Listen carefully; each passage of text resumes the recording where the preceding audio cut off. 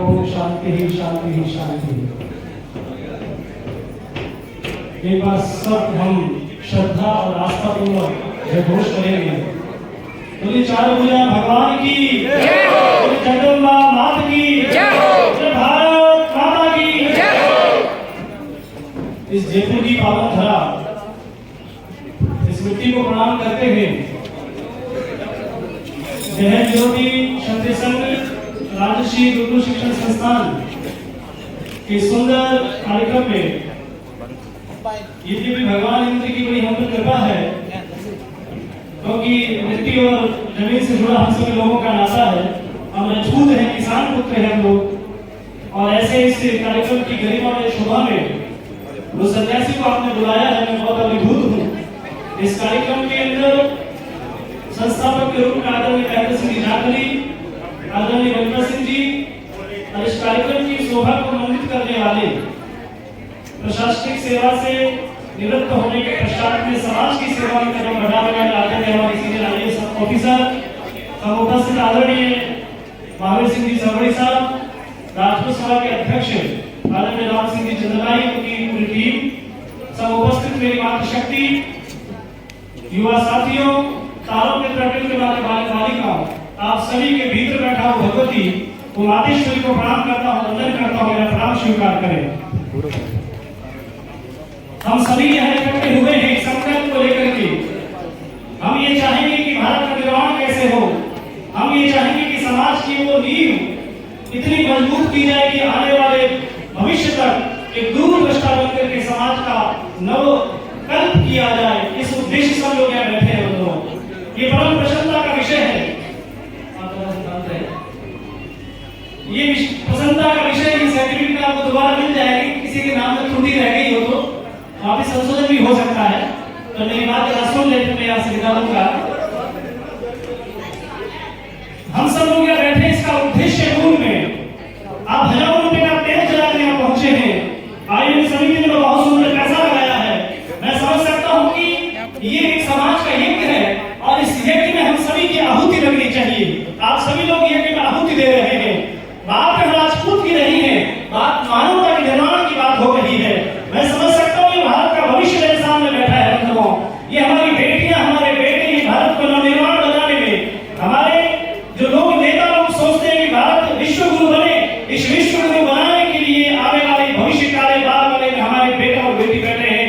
मैं आशा करता हूँ कि आप लोगों की लेखनी के गुरु होना चाहिए, ऐसा गुरु बने जहाँ मानवता के साथ में संस्कार का निर्माण हो। इस उद्देश्य के साथ हम लोग निकल पड़े हैं और हमारा यही लक्ष्य है कि राष्ट्र निर्माण के साथ में मानवता का निर्माण हो, और मानवता के निर्माण के साथ में पूरे हम लोग जो हमारी संस्कृति है, जो हमारी गौरव में परंपरा है, उसको पूरे साथ हम लोग कर सकते हैं। मुझे याद है कि मनुष्य का जो जीवन है बहुत कम समय के लिए मिला हुआ है। या यूं कहें कि आपको जरा से टास्क दिया गया है कि आप जीवन में क्या करते हैं, या तो आप अच्छा कार्य कर रहे हैं। जीवन जो है की बात ही है, जैसे आप जो है पर आते हो, बहुत सारे चार रास्ते हैं, आपको चुनना है कि किस तरफ जाना है। एक रास्ता तो समाज सेवा का है, एक रास्ता राष्ट्र निर्माण का है, और एक रास्ता आपके जीवन के करियर बनाने का है, और एक रास्ता है जो आप लोगों के लिए सबके लिए निहित है, क्योंकि आने वाला 23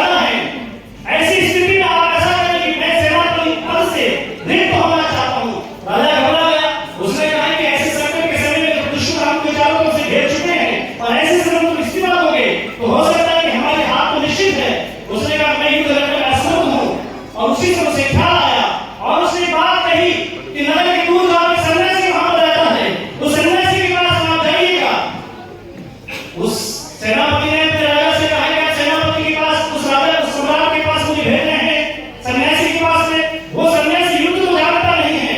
हाँ, कोई किसी का उद्घाटन करवाना हो या कोई हवन करवाना हो तो सन्यासी बुलाया जा सकता है। युद्ध की भूमि में सन्यासी क्या करेगा? उस सम्राट ने कहा कि मेरे पिता भी वहां जाते थे, मेरे दादा भी वहां जाते थे, तुम भी वहां पर जाओ। हो सकता है कि सन्यासी के पास में खजानों की चाबी होती है। संकट की घड़ी में कोई भी जब समाज होता है तब कोई न कोई देवी शक्ति, कोई न कोई महापुरुष इस समाज का नेतृत्व करता है बंधुओं। और ऐसे समय में वो सेनापति चला और जाकर के उस सम्राट के द्वारा भेजा गया सेनापति उस सन्यासी के चरणों में प्रणाम करता है। थी उसने कहा तो कैसे आना हुआ? उसने कहा कि राजा का आदेश है, मुझे भेजा गया है, आपके चरणों में प्रणाम है कि हमारे दूसरे राज्य की सेना सीमा में घुसने वाली है, हम बड़े व्यथित हैं, परेशान हैं और वो सेना बहुत संख्या में है, हम लोग बहुत टुकड़ी कम है, युद्ध के साधन होते वो भी बहुत कम है। ऐसी स्थिति में आप हमारा नेतृत्व करें। उसने कहा आप कौन हैं? वो सन्यासी उस सेनापति से पूछता है कि आप कौन? उसने कहा मैं सेनापति हूँ। बोला तत्क्षण आप अपना इस्तीफा दे दें। क्या कहा? तत्क्षण आप अपना इस्तीफा दे दें। अरे सुन लो, इसके 70% नंबर आए हैं, इसके 75% नंबर आए, की बात मैं कह रहा हूँ। जो लोग हताशा, निराशा से, दुखी, डिप्रेशन से जो भरे हुए लोग हैं, उन लोगों से मैं कहने के लिए आया हूँ। और उसी समय उस सेनापति ने कहा ठीक है। तो बोला कि आप युद्ध लड़ना जानते हैं? उसने कहा ये बकवास की बात नहीं, जैसा मैं कहता हूँ वैसा करो। वो सन्यासी घोड़े पर बैठा और सम्राट के वहीं पहुंच गया। सम्राट ने प्रणाम किया। उसने कहा बताइए हम क्या करें? उसने कहा कुछ नहीं करना, इस सेनापति को पहले जेल में डालो। यदि तुम्हारे सेनापति को जेल में डाल दिया जाए। और वही हुआ। राजा के कहने पर, सम्राट के कहने पर उस जो राज्य का सेनापति था उसे जेल ठोक दिया गया। और उसके पश्चात वो सन्यासी सेना को लेकर के चल पड़ा। सारे सैनिकों में चर्चा होने लगी, ये सन्यासी नंद है, जिसके पास कुछ भी नहीं है, तलवार चलाना जानता नहीं, युद्ध का कौशल का अनुभव नहीं है। तो ऐसी स्थिति में क्या ये हमको जिता करके लाएगा या हम कोई बचेंगे नहीं? बड़ा असमंजस का विषय था।